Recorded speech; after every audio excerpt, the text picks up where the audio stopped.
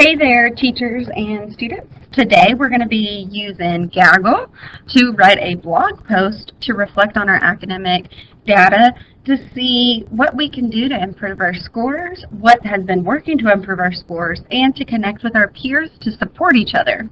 So what you're going to do is you're going to log into Gaggle using Google Chrome, go to your apps, and then from there I want you to go to blogs.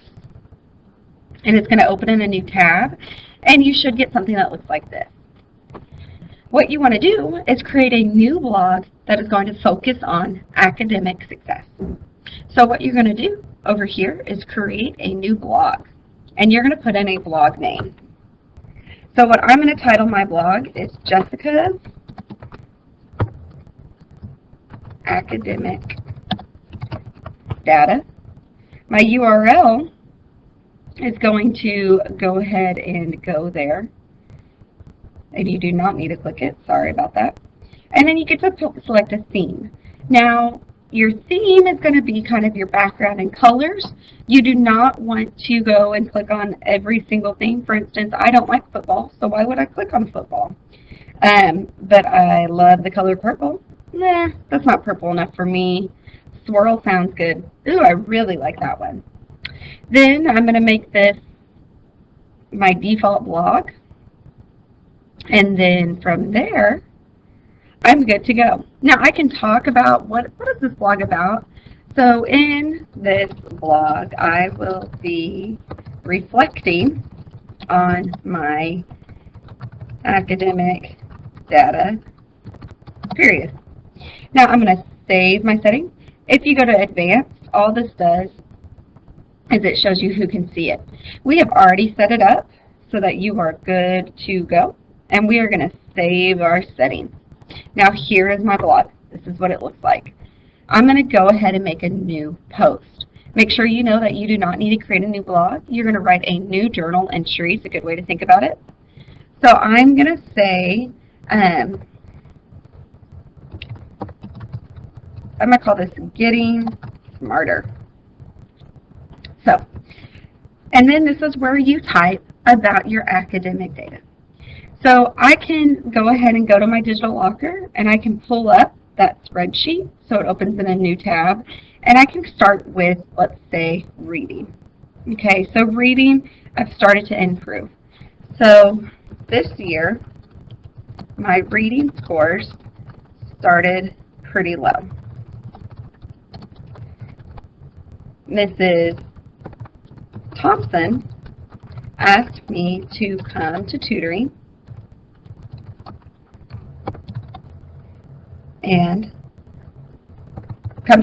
every Tuesday. Since going to tutoring,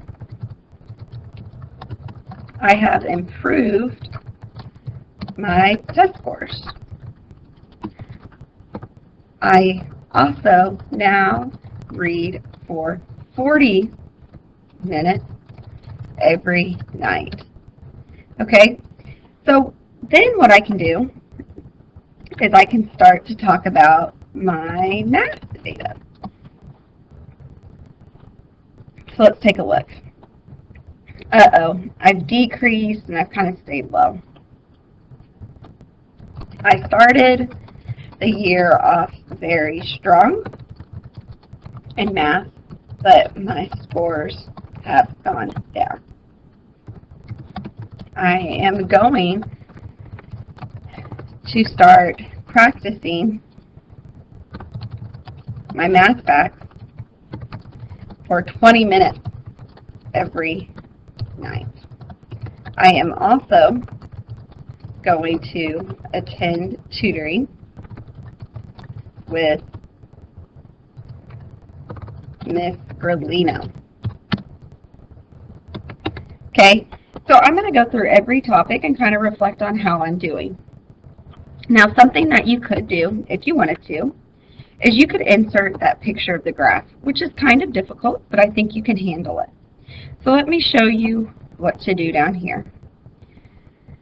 All right, so what you want to find is the snipping tool, and I've already added it to my toolbar, but you may not have it on yours. So what you're going to do is you are going to go to your Windows button, and you're going to find that magnifying glass, and it might take a little bit to load. And I want you to type in snip, and you're going to see that it appears there, and then it opens. I'm going to go to what do I want to insert? Well, I want to insert the picture of my graph. I want to show everyone. You're going to go to New, and then you highlight or you click and drag what you want to save. Okay, so there's the picture. Then you go to File, Save As, and I'm going to just save it to my user folder. So I find my name, and I'm going to call this Reading Data. So now, when I go back to my blog, I can go to that Insert Object. And I'm going to go to External Image. Actually, that is not what you do. Go ahead and X out of there. I'm going to go to that picture. Did y'all see how I got there?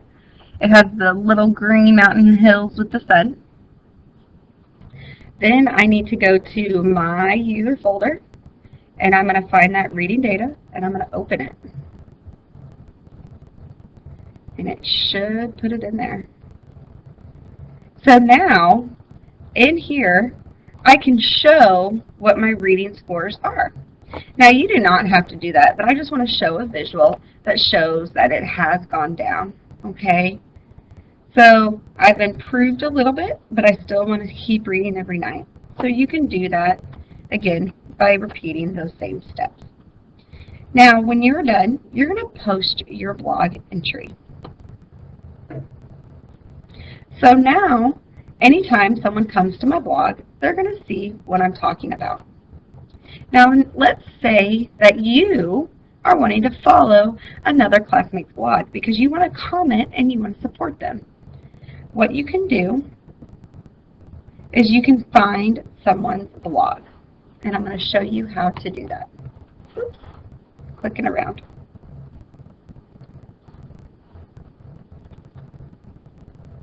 Okay, so how you find someone's blog, hopefully your teacher assigns you one classmate in your class right now, but that's going to be your kind of blogging buddy. Y'all are going to read each other's blogs and support each other. You're going to look at each other's data. You're going to give each other tips.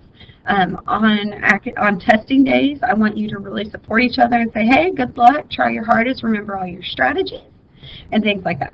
What you do is over here on Blog Controls, if you want to click on Blog Lookup, then you're going to put in your school, so A.V. Cato, and if you already know their name, you can go ahead and type it in. Now, I don't know how to spell their name, I forgot. So what I can do is I can then find someone's blog that I would like to follow, so my one person. So I am going to add Jose to my favorites, and it appears over here. This is great because every time I log in, I don't have to search. I can go directly to Jose's blog. Oh, he has a cool background. And then I can see all of his posts. So now what I can do is I can go ahead and write a comment on his blog. So his most recent blog post was on January 16th. He said, I thought the reading test was hard and the stories were too long and I could not remember the answers. So my guess is Jose probably did not do as well as he wanted. So what I can do here is I can comment. I can add a comment. So you're going to say, you say hi to him, and then I'm going to say, I hope you